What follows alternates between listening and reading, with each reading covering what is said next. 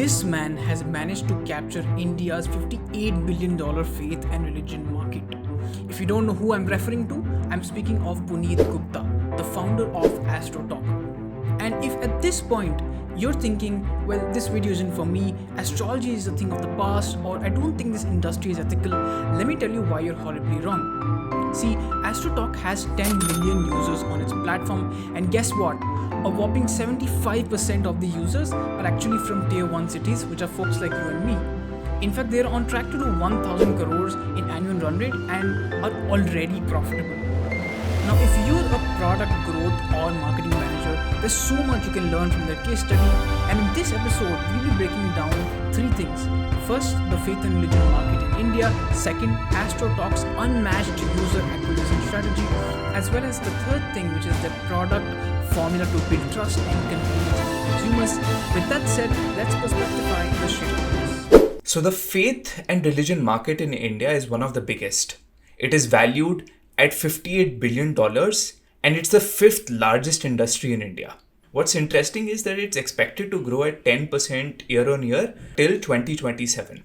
What's interesting about this industry, specifically in India, is that while the entire world seems to be going away from traditional values, cultures, and religion, Indians are actually going in the opposite direction, with 97% of Indians either following a religion or are 50-50 about it.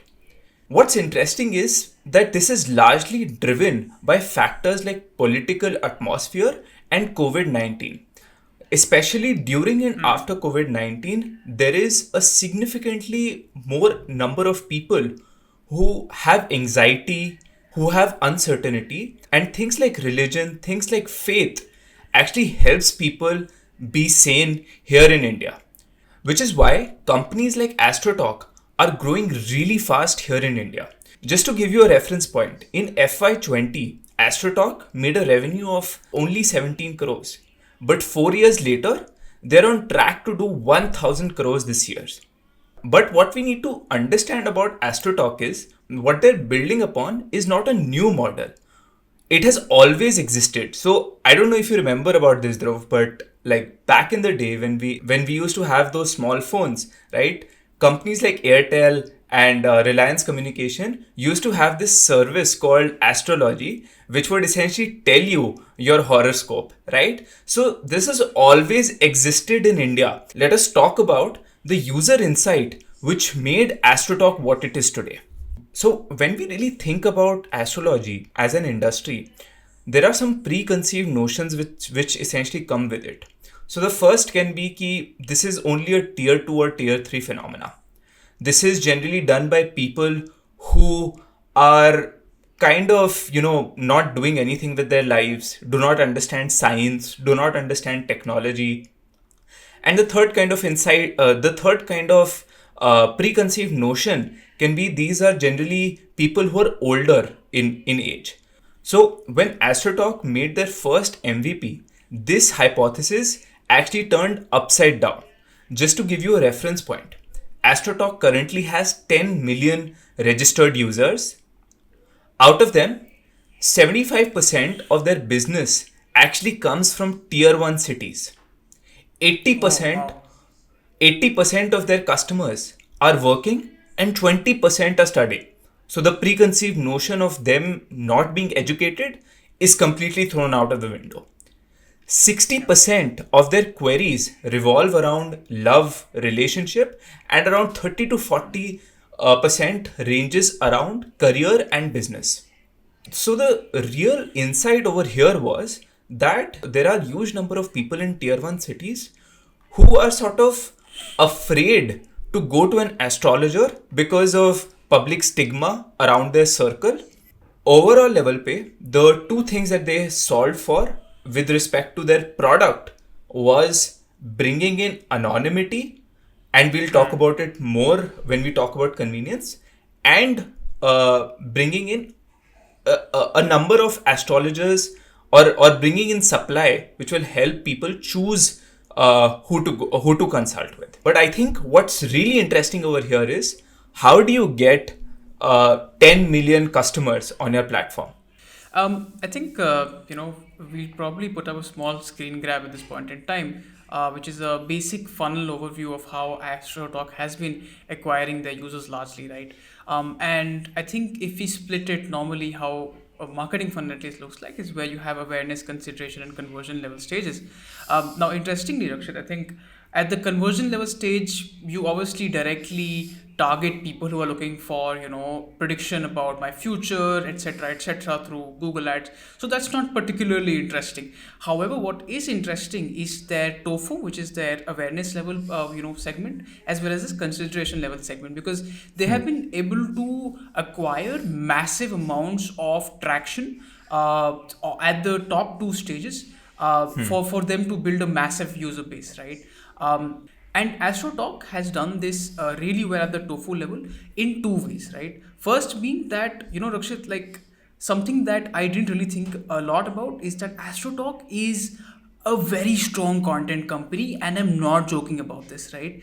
Because when I actually went through their overall strategy, I realized how heavily invested these guys are in content. Specifically talking about the two ways. One being Instagram. Obviously, Instagram happens to be a very large channel to acquire their Interesting. TG, because their TG is largely, there isn't a specific exact age group or exact audience. It's largely people who are curious about predictions, etc. So a very easy place to sort of build that audience is probably Instagram, right? And they have done this through obvious means. I mean, one being celebrity partnerships. They had Ranveer Kapoor on one of their sort of reels, and they've done this through a lot of content on religion, right? And this was something that really hit me in the head, that because I looked at Astrotalk and I'm like, okay, how do these guys actually market themselves?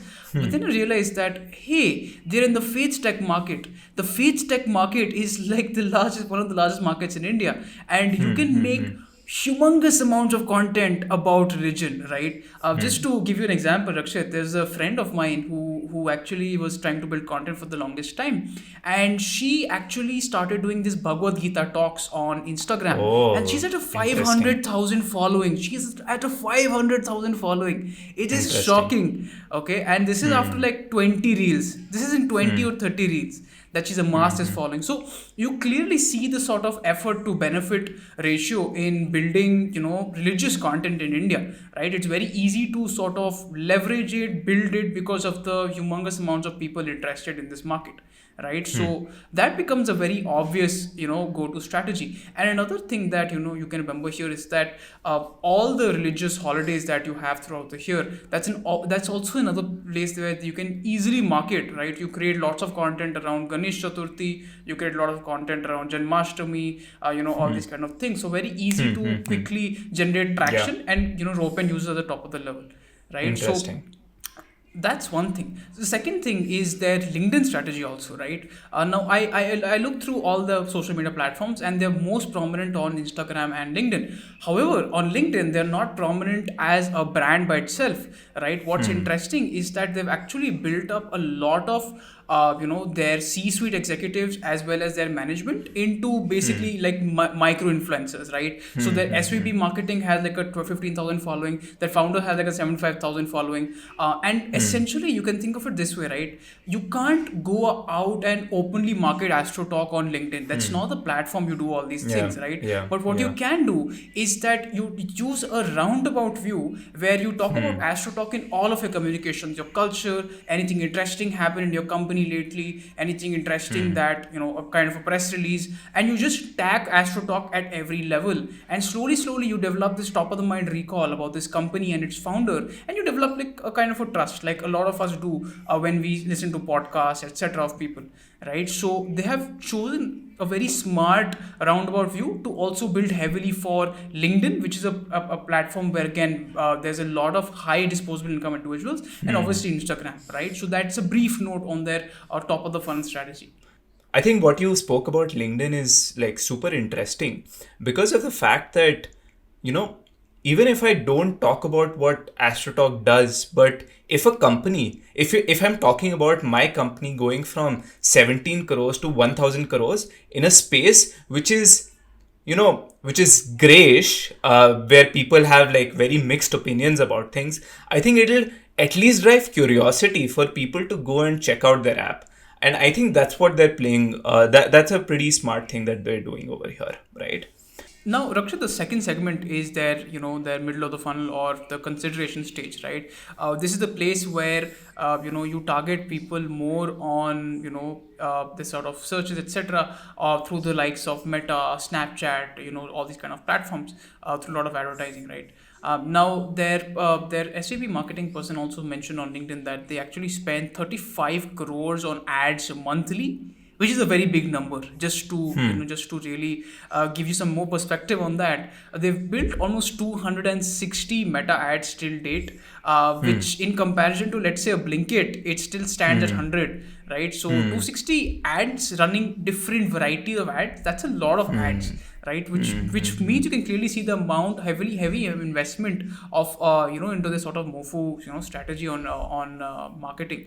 And I think the smartest thing that they've actually done here is they have actually targeted a lot of cohort-based marketing, right? Like as you rightly said, their two biggest markets after studying thoroughly, they found out was one being careers, people who want to understand, okay, where they're progressing in life, and one being relationships, marriages, my ex coming back, those kind of things.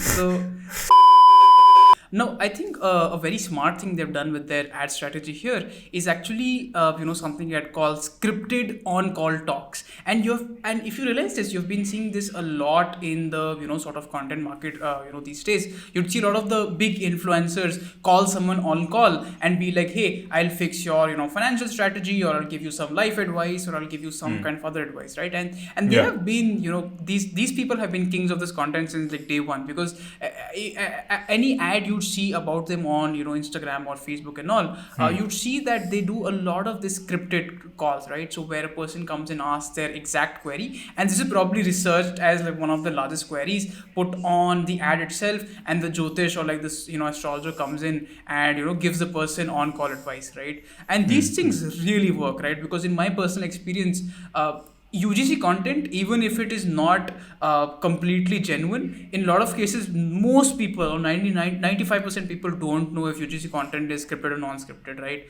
So a lot of people just blindly believe it. Unfortunately, that's the my marketing psychology, but it works very well. Like I think personally, again, as I said, right, it's one of the highest converting, sort of ad content that I've ever seen, right? So that's something. And obviously I mentioned that they also do a lot of holiday related marketing, creating ads around again all your kind of religious holidays. So it seems like a pretty obvious strategy, right?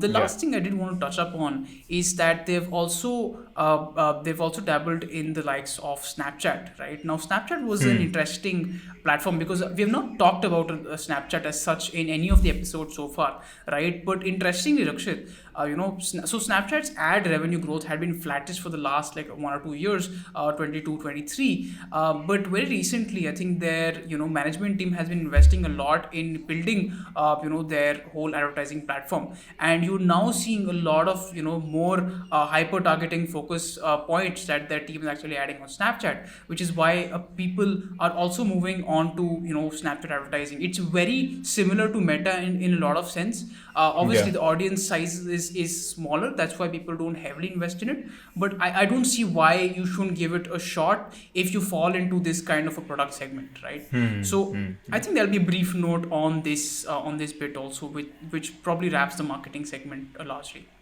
So the core insight that I'm getting from the marketing segment is the fact that they are basically marketing on queries that people might be going through, so that they can come onto the app and sort of ask that. So for example, if someone is going through a relationship issue, or someone is not getting a job, or they're not able to pass a government exam, so they would write that on the ad, and that is exactly how they've sort of built their app as well. So if you go onto their app, you will get like categories such as love and relationship, career advice, all these tags in which you can click, and they would shortlist certain astrologers who are suited best to serve that kind of a query, right? So now let's talk about the way they've built convenience and built trust via their product, right?